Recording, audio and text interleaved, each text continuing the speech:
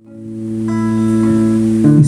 mapagpalang umaga po sa ating lahat sa pangalan ng ating Panginoong Hesus Kristo. At tayo po ay magsisimula na sa umaga ito, sa gawain sa umaga ito, at umaabot din po natin ang awit na nagsasabing pagising sa umaga.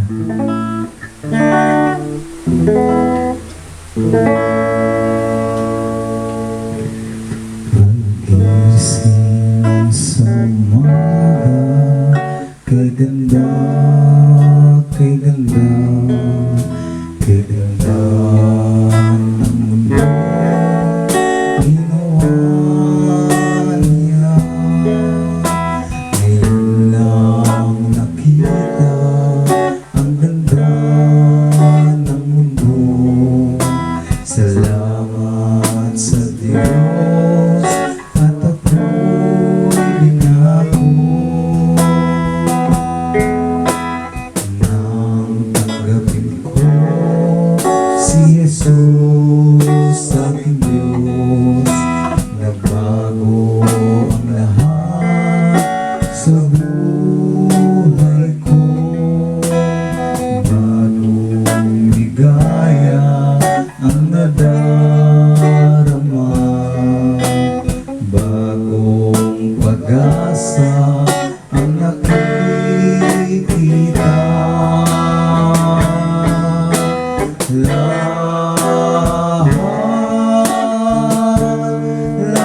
ay aking ibibigay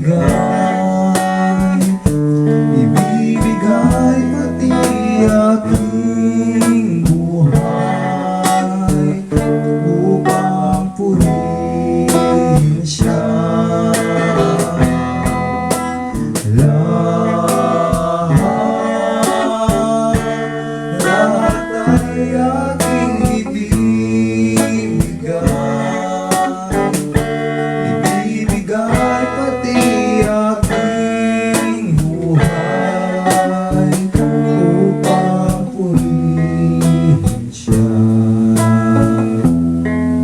Nag-uumapaw ang aking saya, mahal na ang darama. Ganda ng buhay na nasa Kanya. Purihin ang Diyos, purihin siya.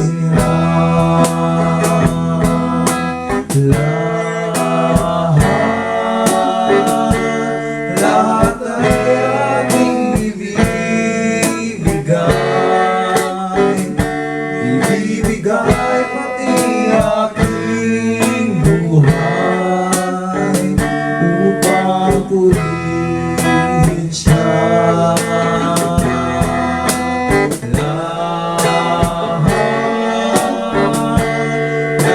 ay aking ibibigay pati aking buhay upang purihin siya.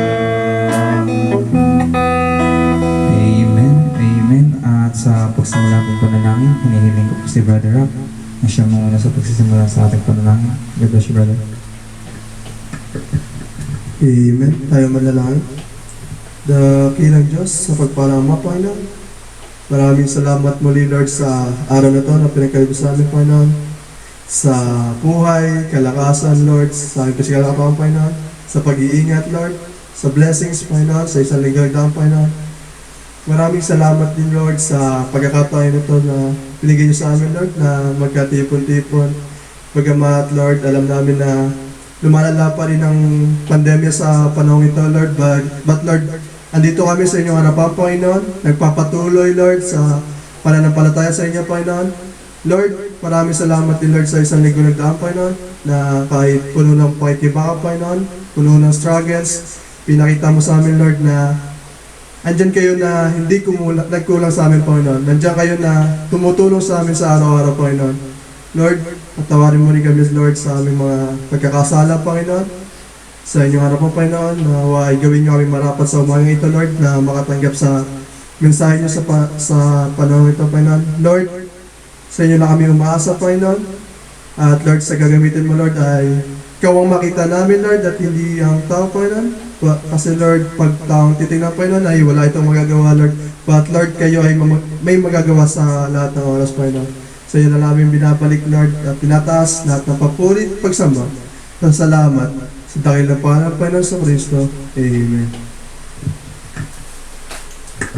Amen. Amen. Tayo po'y magpatuloy sa gawain sa umagang ito. Tayo'y magpatuloy sa pag-aawitan. Awitin po natin yung awit na nagsasabi, siya ang aking patnubay, siya ang aking baba. Amen.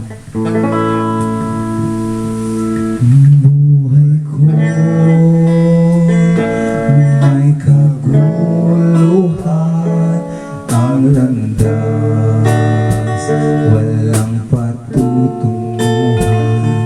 Kaibigan, ano kaya ang kabahan?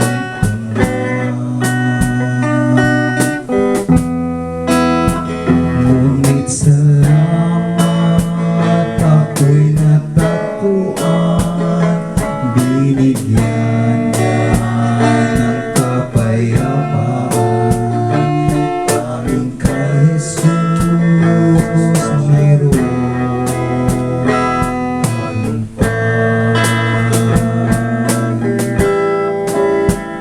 siyang aking patnubay, siyang aking gabay, siya sa akin nagbigay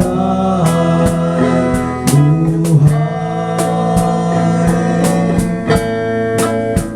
Si Jesus ang katotohanan, si Jesus ang daan, siya ang aking Panginoon, mapagkailan pa man. At ngayon sa aking buhay, sa tuwina siya'y nagbabantay, ang pag-ibig niya ay tunay na walang kapantay. Hindi na ako mangangamba, si Jesus lang kasama, siya sa akin natakbo sa Kanya. Siya aking patnubay, siya aking gabay, siya sa akin nagbigay buhay. Si Jesus ang katotohanan, si Jesus ang daan, siya ang aking Panginoon, magpakailan pa man. Minsan pa, siyang aking patnubay, siyang aking gabay, siya sa akin nagbigay buhay. Si Jesus ang katotohanan, si Jesus ang daan, siya ang aking Panginoon, mapagkailan pa man. Siya ang aking Panginoon, mapagkailan pa man. Amen, amen. At ihanda na po natin ang ating sarili sa umagang ito. Kasi sa pagtatagal ay awitin po natin yung awit na sabing higit sa lahat.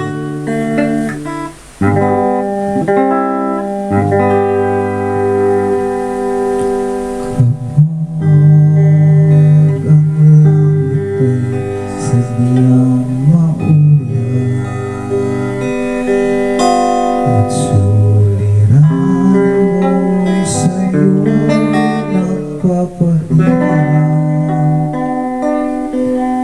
Kung ika'y nag-aalala sa kanyang kapangyarihan, manalangin ka, ika'y pakikinggan. Simulan mong pagmasdan ng kapaligiran, mamamangha ka sa aking kagandahan. Mga ibong nag-aawitan, bulaklak na nagkagandahan, di ba't mahal sila ng Diyos?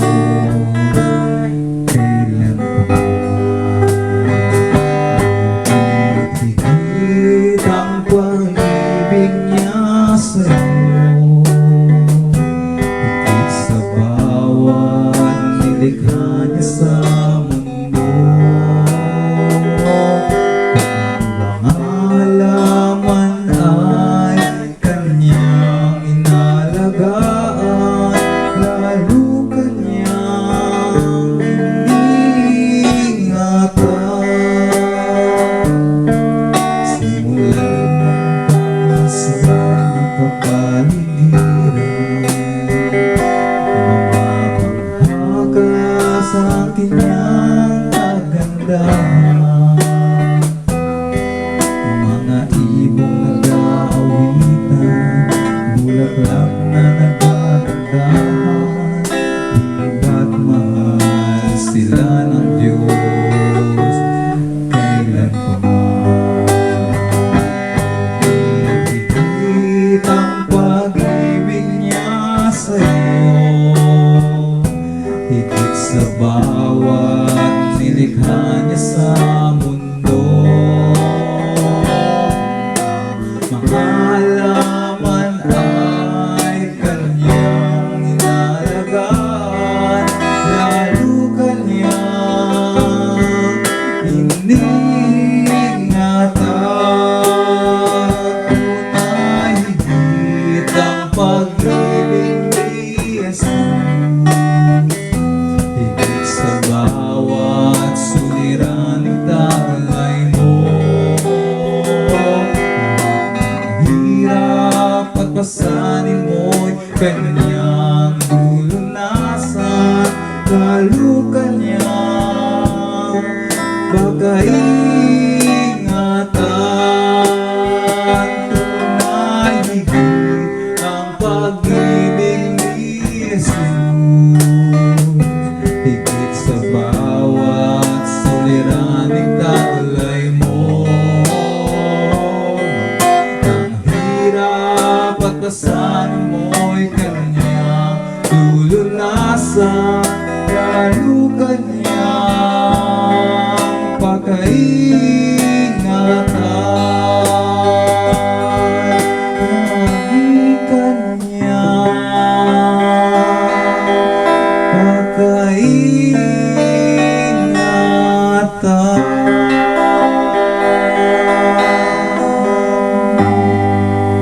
Amen. Amen. Ihanda na po natin ang ating sarili sa pagkinig ng salita ng ating Panginoon. Tinatawagan ko po ang ating manlock store. Ay, kung tayo po bukas na aklat, ay tayo po ay manalangin. O dakilang Diyos, makapangyarihan sa lahat. Tayo po ay pasalamat sa bagang ito, sa buhay taglay po namin, sa kalakasan. Walang Panginoon, ang lahat ng ito ay galing sa iyo. Kaya pasalamatan ka namin sa bagang ito. Salamat din, Panginoon, sa nagdaang mga araw na patuloy kang nagpagkaloob ng pagpapala, biyaya, na itong biyayang ito ay nagagamit sa paglilingkod po sa inyo. At salamat din, Panginoon, sa mga pagsubok na dumating. Tipunayan ang lahat ng ito ay may layunin ka, pa ang pangalan lalong may itaas. Makita na lahat ng bagay ay walang imposible sa iyo. Kaya Diyos, muli kami ay narito. patuloy ng gawain. Dalayan Panginoon na ikaw po ang pumagitna. Ikaw po siyang mangusap sa amin. May hayag, Panginoon, yung salita na lahat ng bagay ay makita po namin. Lalo, Panginoon, sa darating ng panahon, yung plano mo sa bawat isa sa amin. Dalayan ko, Panginoon, bawat kapatid na wala sandaling ito. Ikaw, Panginoon, po ang pala sa kanila. Na ang bawat mensahe ay may abot po sa kanila, Panginoon. Pag ito'y mabigay sa amin ng kalakasan, na kami ay mapatuloy, maglingkod sa inyo, Panginoon. Ikaw, Panginoon, po ay tumukod sa kailang pisikal na katawan. Sila yung pagalingin kung sila nasa balik ng karamdaman.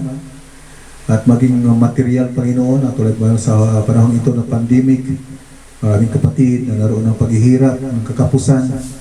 Batarian ka, Diyos, na tunay na Diyos, na ikaw the great provider, God, na tumugon sa bawat pangangailangan. Kaya higit sa lahat ay sa aming spiritual na aming bagay po namin. Dapat kami ay magpatuloy, makikinig sa mga salita.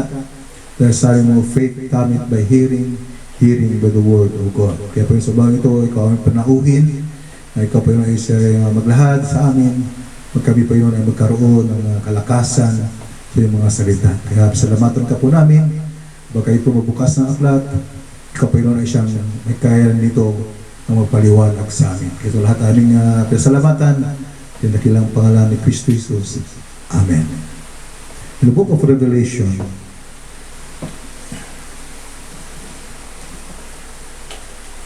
chapter 20,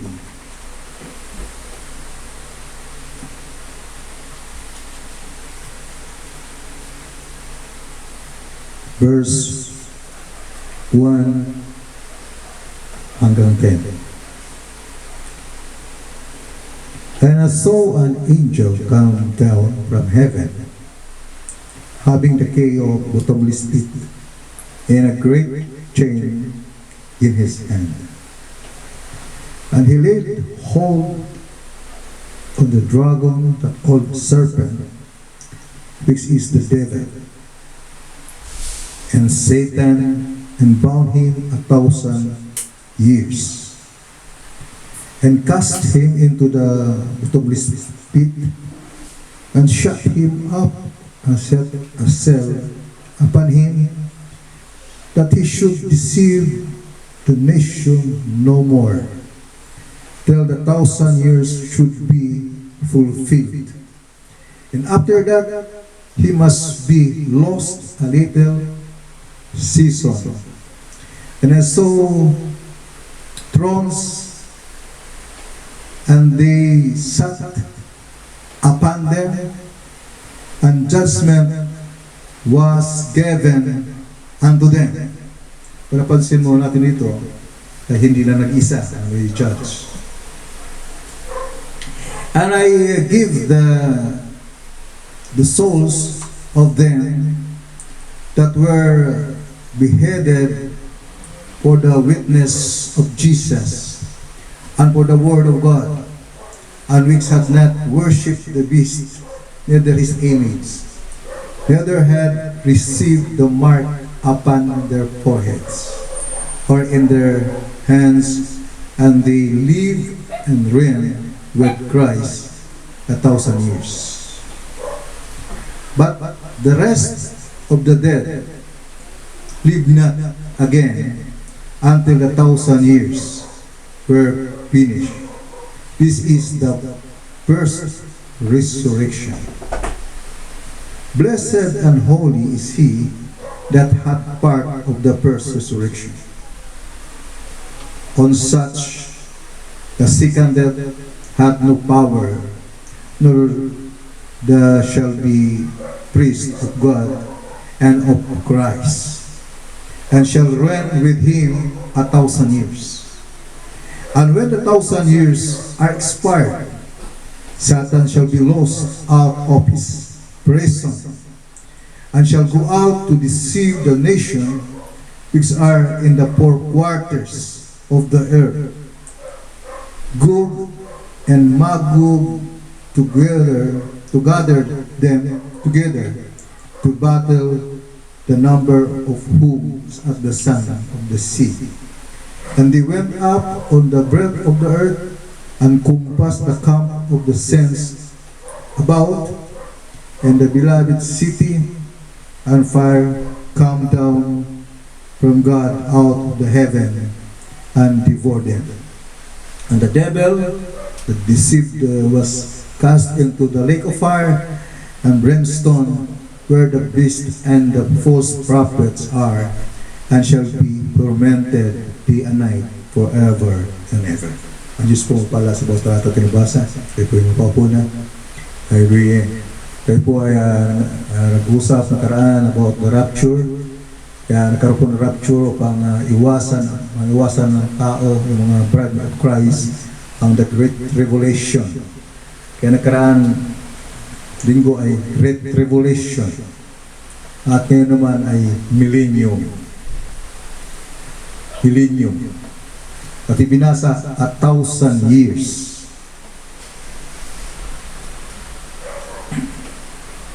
Amen. Yeah, and I saw an angel came down from heaven, having the key of the bottomless pit and the great chain of his hand. And he laid hold the dragon, that is the old serpent, is the devil, and Satan, and bound him 1,000 years. Bound him.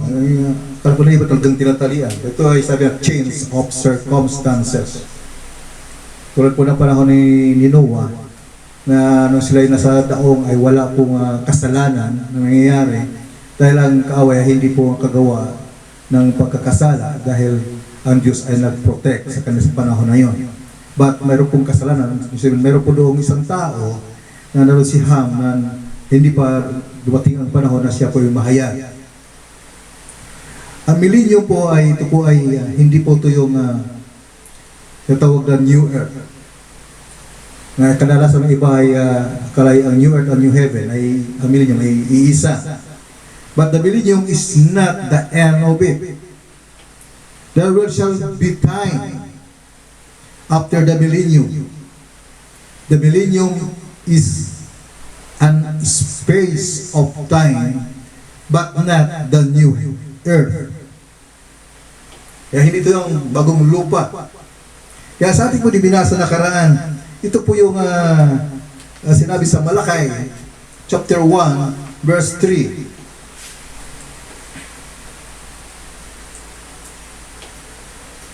Malakay chapter 4 verse 1 and 3 says, "For behold, the day cometh, that shall burn as an oven, and all the proud, yea, and all the wickedly shall be stubbled. And the day that cometh shall burn them up, saith the Lord of hosts, that it shall leave them with neither root nor branch.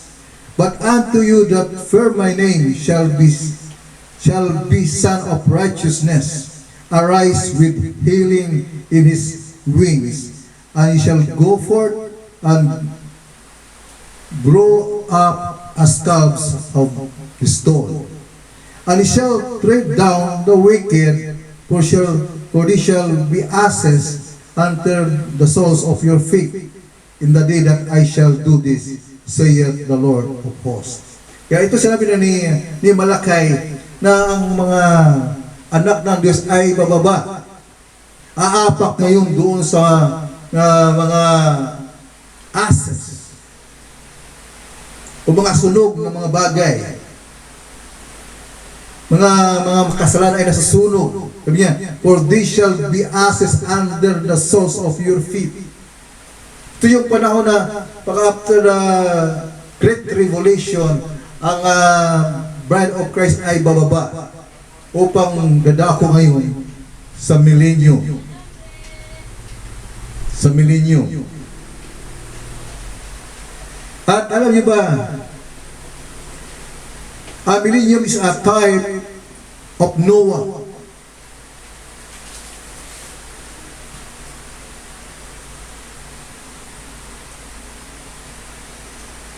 Noah going in the ark.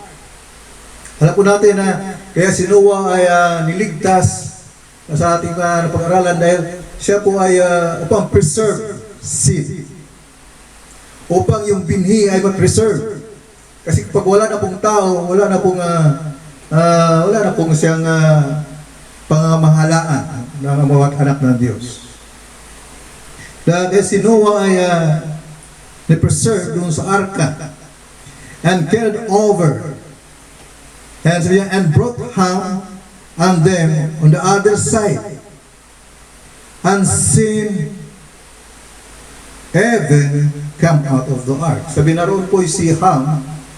Kaya darating na Sunday, pag-usapan tungkol natin kay Ham na bakit siya naging makasalanan. Kaya isang tipot larawan, sabi niya, yung millennium sa type of Noah. Kasi sabihin, mayroon may mga taong matitira. Mga remnant sa panahon na yun. Kaya this is the day of the Lord when all nation, kaya alam po natin sa ating pinag-aaralan na ang bayang Israel ay pinagtulong-tulungan. Sa Great Tribulation, ang bayang Israel ay pinagtulong-tulungan. Natin binasa nakaraan. This is the day of the Lord when all nations gathered together to destroy Jerusalem during the battle of Armageddon. It's true that terrible wrath, but if it goes through, the trouble wrath of God upon the world. Ito binasa nakaraan na dahil doon ay ang Diyos ay naiingatan yung bayang Israel. Zechariah chapter 12 verse 8 na naroon ang pag-iingat din ng Diyos. And then in verse 16, at dito po sa verse 16 ay sinasabi na ngayon na mayroong natitira na mga tao sa panahon na yon. Zechariah chapter 4 verse 16. Sabi niya,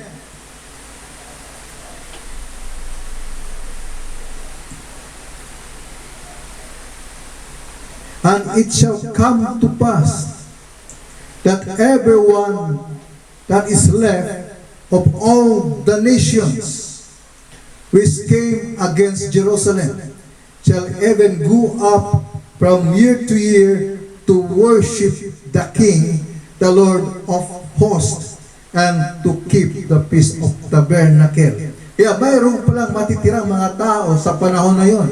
Sa matinding labanan, sa matinding mga Great Tribulation sa lupa, ay mayroong mga taong naiiwan.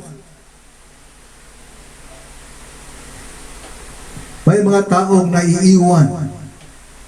Sabi niya, there are people that are left of all the nation which came against Jerusalem.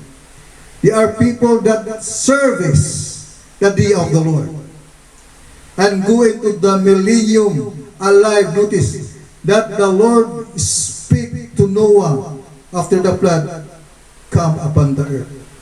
Yeah. There will be a people left from all nations that came against Jerusalem, and the 144,000 will survive. Karaan, yung babasahin natin yung sinasabi dito, and make it through the tribulation period into the millennium. A natural people living in a natural earth, ruled by immortal sense. In the message of exposition of the seven church ages, the revelation of Jesus Christ. Now, where will be the Gentile church? Is where Jesus is making himself known to his brethren. Remember that the bride of Joseph, well, two children were in the palace. For Joseph had commanded that everyone leave me. Put him all out from before me. So the Gentiles' bride was hidden in the palace of Joseph. Where will the Gentile church go in the rapture into the palace? The bride will be taken taken off the earth. She will be caught up before the great tribulation. Kaya po rin ang Panginoon, bago dumating yung dakilang kahirapan, ang mga anak ng Diyos ay alisin dito. To meet the Lord in the air, for there and 1/2 years, there are for 3.5 years, while the retributive wrath of God is poured out. Yung galit ng Diyos ay binubuo sa lupa, sa 6 ito binabasa na nakaraan. She will be in the great marriage supper of the Lamb. Then will he return, leaving his bride in his father's house, while he make himself known to his brethren. Sabihin, tulad po ng panahon ni Joseph, siya iniwan niya kanyang mag-ina at siya humarap doon sa kanyang mga kapatid. Humarap siya. Sabi niya, while he makes himself known to his brethren, at this very time, the Antichrist covenant that the Jews have made with Rome will be broken. Kaya ito binasa nakaraan yung about sa Daniel, na yung kanilang kasunduan ay sinira ng Rome. And her allies then and their troops to destroy all the God-fearing, word-abiding Jews. E dito po ito binasa nakaraan, na lahat ng mga taong naniniwala, o mga taong takot sa Diyos, o God-fearing people, mga word-abiding Jews, ay sila'y pinapatay. But hindi po napuputol doon. But as they come against the city to destroy it, there will appear in the heaven the sign of the coming of the Son of Man with his mighty armies to destroy them who have been destroying the earth with the enemy repulse. Jesus then come and present himself to the 144,000 having seen the mighty acts. Ito yung tinutukoy na sa ginagawa ng mga bawat nasyon na kalabanin ang bayang Israel at maraming namatay ng mga Jews, mga taong naglilingkod sa Panginoon. But yung 144,000 ay hindi sila namamatay. Ang Panginoon ay gumawa ng kadakilaan sa kanila. Sabi niya dito, sabi niya, and present himself to the 144,000 having seen his mighty acts of salvation. Yeah. Yes. Then they have come to know his power. Pakilala ngayon ng Diyos na kailangan pinaglilingkuran. Kaya dati sabi niya, sila'y binulag pasamantala upang ang bawat hintil ay magkaroon ng kaligtasan. Nung bumalik na sa 144,000, kung nabasa natin nakaraan na chapter 7 ng Revelation, na hindi dumating muna ang bawat pagigera habang hindi pa matatakan yung 144,000. At dito sabi niya, and present himself to the 144,000, having seen his mighty acts of salvation, then have come to know his power. That he have come to know his power, but also saying his wounds, and knowing that they had rejected him, even to the moment, causes them to cry out in the agony of terror and fear. Even as their brethren of old, when they stood before Joseph. Yan ito mula yung pinakita sa atin ng propeta na katulad ni Joseph, siya nung ang aking mga kapatid ay nagutong sa bayan nila, ay pumunta doon sa Egypt, ay hinarap sila ni Joseph. Ang sabi nito, being sore up, prayed that they would be killed. Alam po natin na natakot sila na pagharap kay Joseph ay papatayin sila. Dahil ang ginawa ng mga kapatid ni Joseph ay bininta siya doon sa mga merchandise. Ang sabi ni Joseph dito, sabi niya, but as Joseph said, don't be angry with yourselves. It is all right. God was in it all. He did it to preserve life. Kaya uli, preserve life. Kaya nagkakaroon ng ganapang ito yung 144,000 ay na-preserve.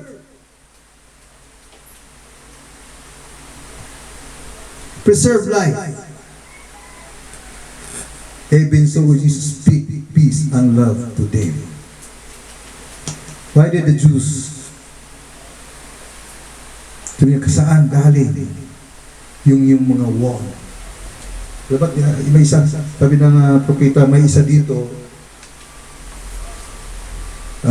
nagtanong, saan galing ang sugat na yun? Zechariah chapter 13 verse 6.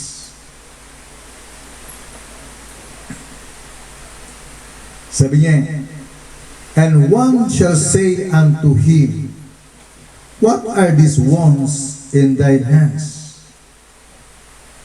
Then he shall answer, those with which I was wounded in the house of my prince. Itong aking sugat na ito, siya napakilala, tulad po ng Joseph, siya napakilala sa kanyang pong mga kapatid. Sabi niya, itong sugat na ito, ay ako po ay nasugatan doon sa tahanan ng aking kaibigan. Kaya pati po natin, ang tinutukoy niya ang mga Jews ng bayang Israel. Now, tira po natin ngayon sa kasulatan kung talagang bang may iniwan ng mga tao sa panahon ng Great Tribulation. Isaiah chapter 24 verse 6. Sabi yan, therefore, hath the curse devoured the earth, and they that dwell therein are desolate. Therefore the inhabitants of the earth are burned, and few men left.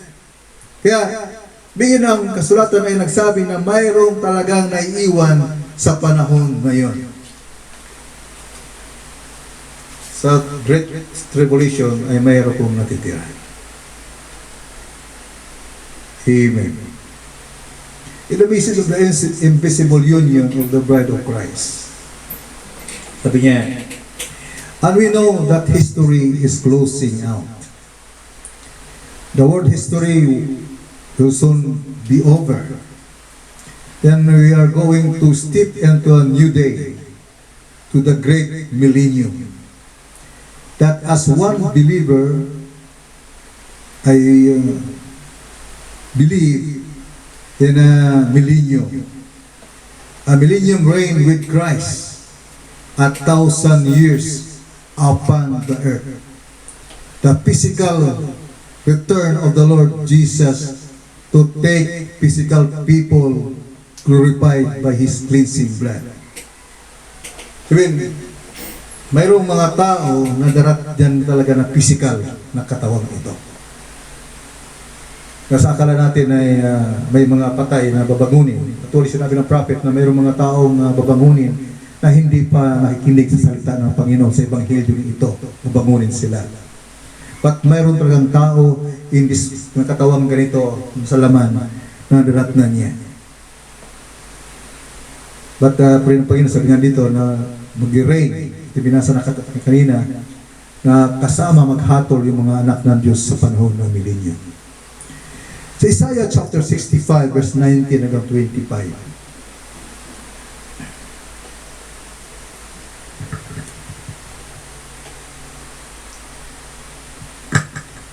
Sabi niya sa verse 19 hanggang 25, and I will rejoice in Jerusalem, and joy in my people, and the voice of weeping shall be no more heard in her, nor the voice of crying.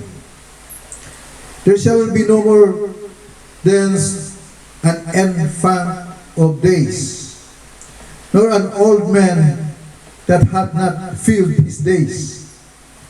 For the child shall die 100 years old, but the sinner being 100 years old shall be accursed. Kung napansin natin dito, hindi mamatay ang tao hanggang hindi siya aabot ng 100 taon.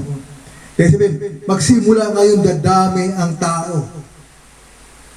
Kapag ang walang kamatayan mula sa pagkasangkot hanggang 100 years, at yun ay mag-asat mga anak, mga asawa at mga anak, ay dadami ang tao. Tulad sa nabasa natin kanina na ang dami ng tao katulad ng buhanginan sa dagat. Verse 20, there shall be no more thence an infant of days, nor an old man that had not filled his days, for the child shall die 100 years old, but the sinner being 100 years old shall be accursed. And he shall build houses and inhabit them, and he shall plant vineyards and eat the fruit of them. Kaya mayroon pang gumagawa ng tahanan. Ang bride ni Kristo ay hindi siya pwedeng gumawa ng tahanan dahil they are immortal. Sa atin ang pagbasa natin pag-aral nakaraan ng mga bride ay hindi na sila nananahan doon sa natural na tahanan. Ba't na doon siya sa palas? Diba? Ba't ito pinakita lang dito na may kailangan makita lang nila na ang Diyos ay totoo yung kanyang mga pangako. But dito, they build their house and inhabit them. And they shall plant vineyards and eat the fruit of them. Sabi nito, yung nagugutom pa. Nagtatanim sila, then kumakain. Ang anak ng Diyos, ang bride of Christ, ay hindi sila nagugutom. They are immortal. 22, they shall not build another inhabit. Sabi nito, walang squatter sa panahon na yun.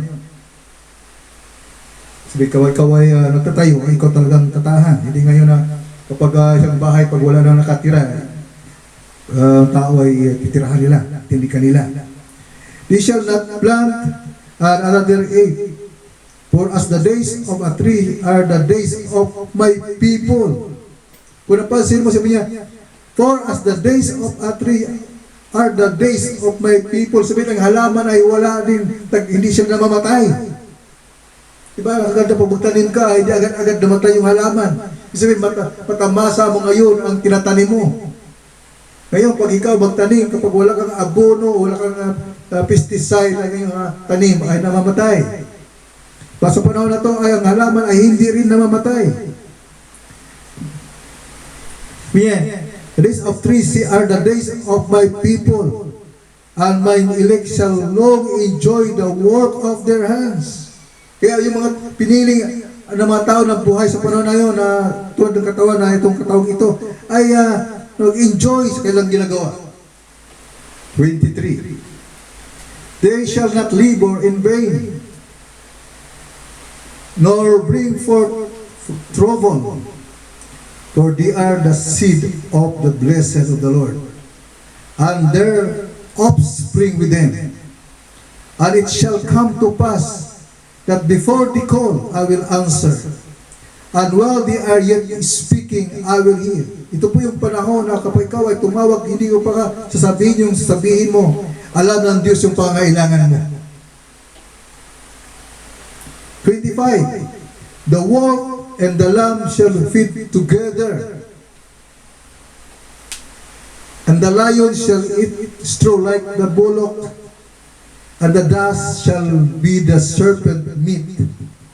They shall not hurt nor destroy in all the holy mountains, saith the Lord. Kung napansin po natin dito, na lahat ng hayop ay hindi na nagkaroon ng labanan. Alam niyo ba, ang hayop ay territorial din sila. Kapag ikaw ay pumunta sa lugar nila at hindi ka kapareho, ay malalapa ka. At sa panahon na ito, silang lahat ay nagkaroon ng harmonia dahil naroon ang ating Panginoon ay siya po naghari sa panahon na ito. Ganyan po ang ginagawa ng Diyos sa panahon na yun. Sabi yan, sa Isaiah, remember, Sodom burned. Is that right? This world is to burn. Jesus said so. And it's been the time that, like Luke, the 7th chapter, and the 30th verse said, in the day it shall be like Sodom and Gomorrah. Then the Son of Man will be revealed. And then, what would happen? According to Malachi, He will burn the earth, and the righteous in the millennium will walk out upon the ashes of the wicked. Kaya doon binasa natin kanina, sa po patunayan na iyon ay nasa mensahe. Kaya Alam niyo ba, Panginoon, ay bago dumating yun ay siyempre magpapahaya. Ang ating Panginoon ay dumating ng tatlong pamaraan. Una, as the Son of Man. Then the Son of God. And the Son of David. Sabi dito, then we find after his death, burial, and resurrection, he came on the day of Pentecost. Ito yung the Son of God. As the Son of God. God is Spirit in the form of Holy Ghost. What was His doing? He was changing Himself, making Himself known to His people in a different form. Like the Holy Spirit, which is God. Like the Holy Spirit, which is God, He came to deal through the church ages, the Son of God, the Holy Spirit. And the Son of Man is the prophet. Kaya doon, ba't sa ating panahon na ating mahal na propeta, as Son of Man, reveal the Son of God, or the Son of Man. Waiting ko. As Son of Man, reveal the Son of Man. Ibig sabihin, ang pinahayag ng propeta ay yung the prophet na sinasabi ni Moses sa Deuteronomy chapter 18 verse 15. Yeah, then, the Son of God is yung the form of the Holy Ghost. Dito binasa kanina. Then dito sabi niya, but in the millennium, He comes as the Son of David to set on the throne of David, King. He was take that throne of David. He is on the Father's throne now. And He said, He that overcometh shall sit with me on my throne. I have overcome and sat on my Father's throne. So, in the millennium, there will be a Son of David. What is it?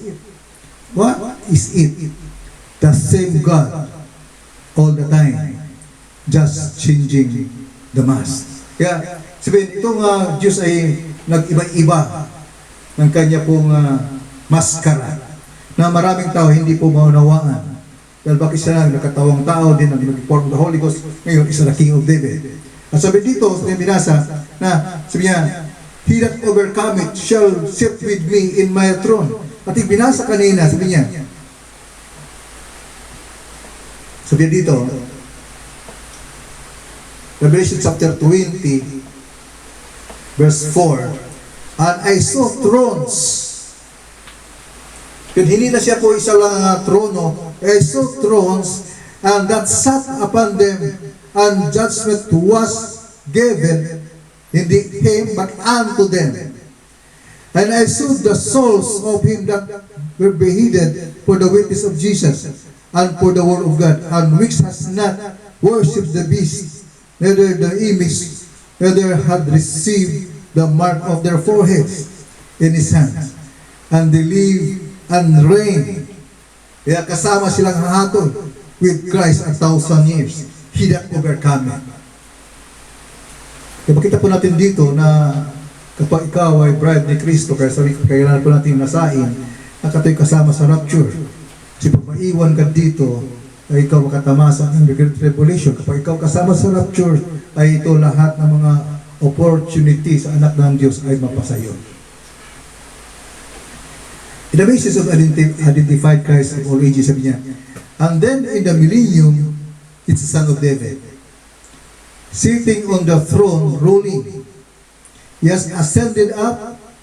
He that overcome shall sit with me of my throne, as I have overcome and sat down on my Father's throne. He is sitting on the Father's throne now, but in the millennium, he sits upon his own throne, because he is the Son of David. Sabihin, lahi ng makahari ang tinutukoy. Kaya sabi nga ng mga anak ng Diyos, we are a peculiar people, a royal priesthood. Kaya ang bawat anak ng Diyos ay yung royal priesthood.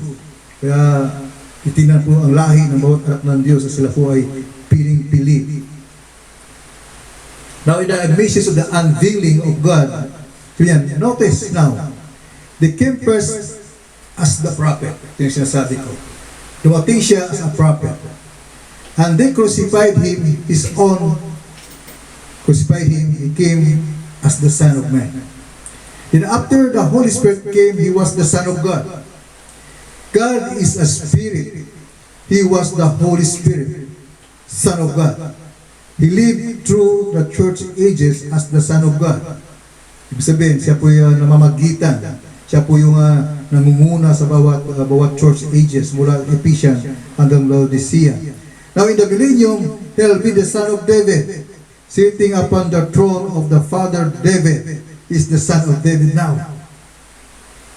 And remember, between the Son of God and the Laodicea church age, they put Him out. Sa panahon ng Laodicea, siya inilabas.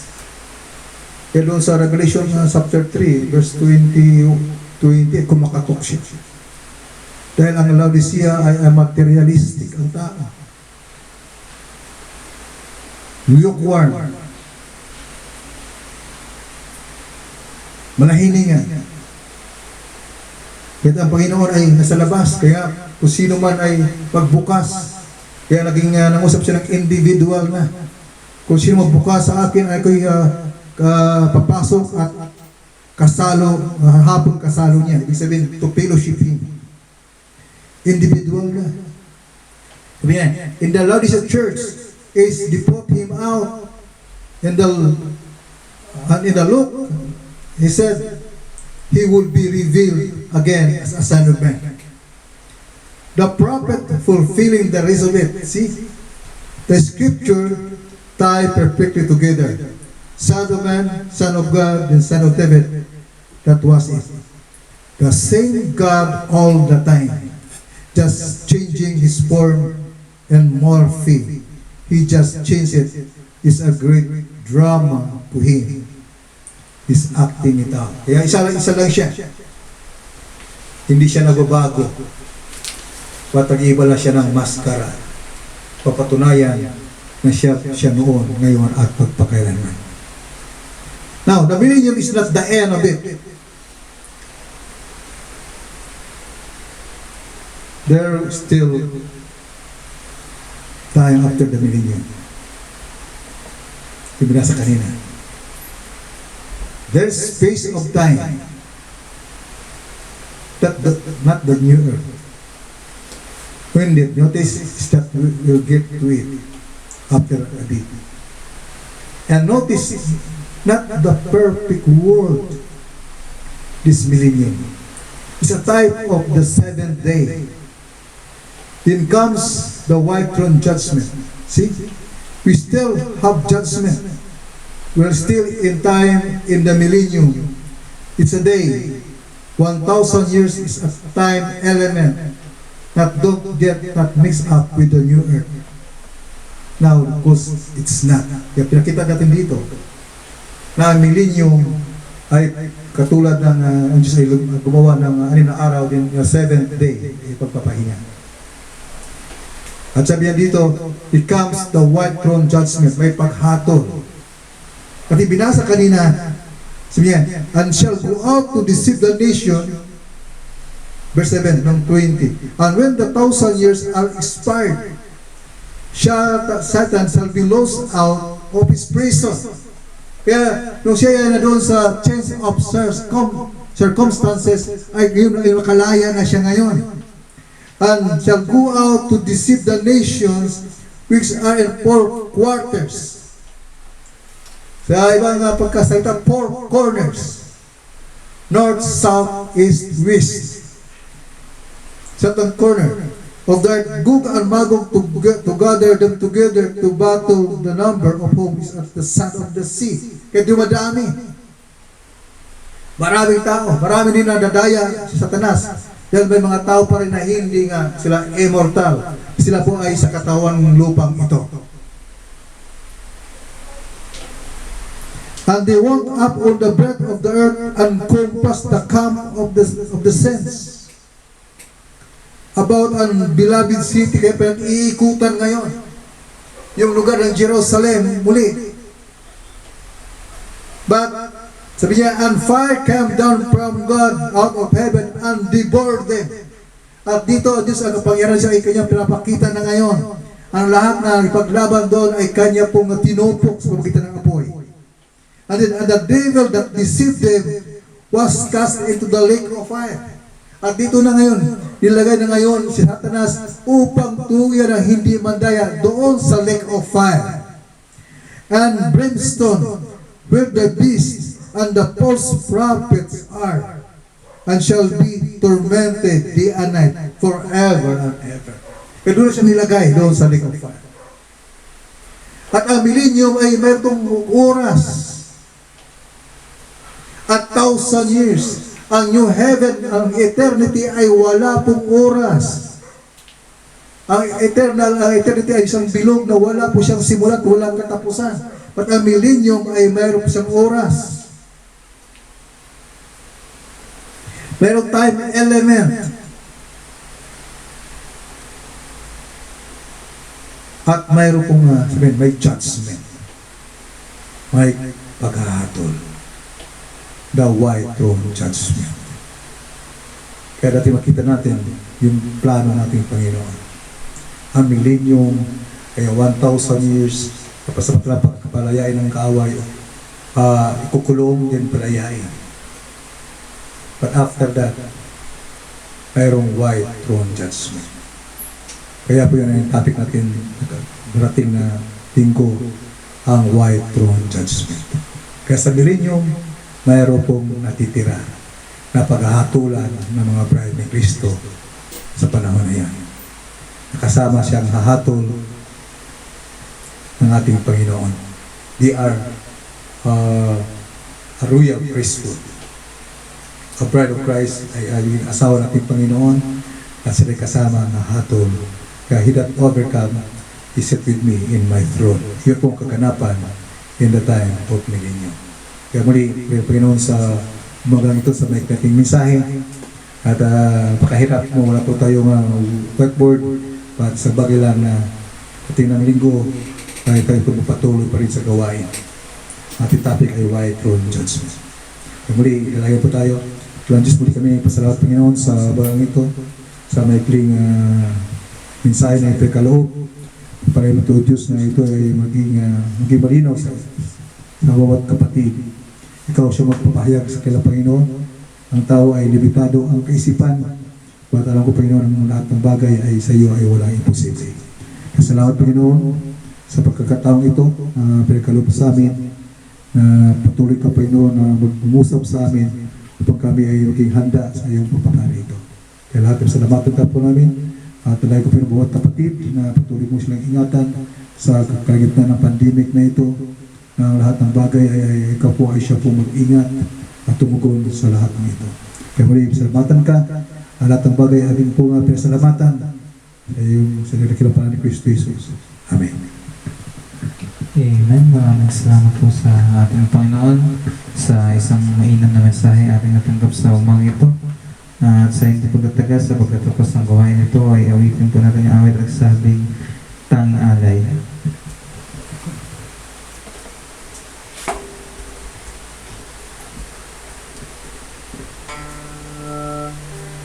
Salamat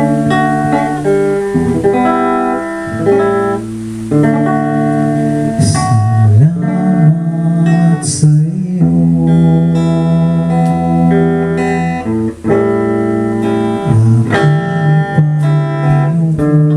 Panginoon Jesus.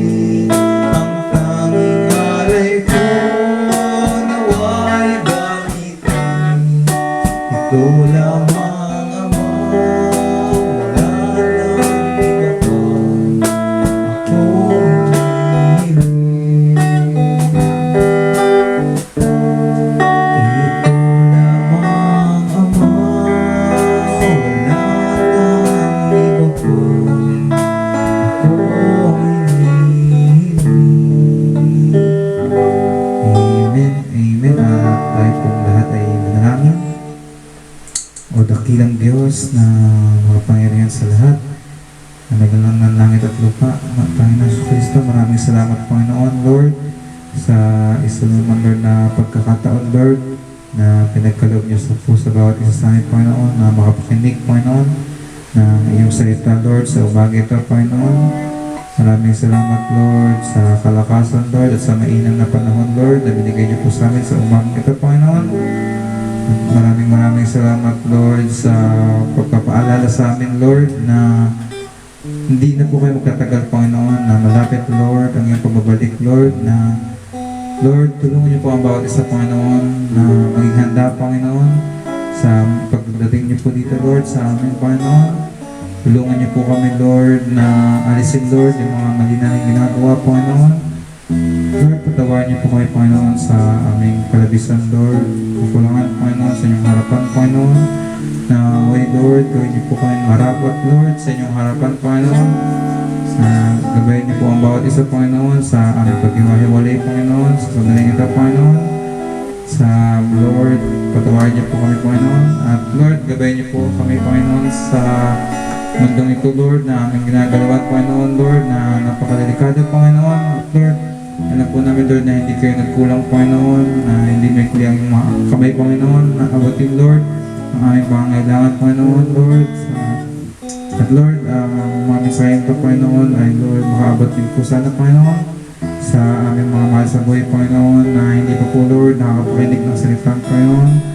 Tulungan niyo po kami, Panginoon, na maihayag, Lord, ang mga salitang ito sa kanila, Panginoon.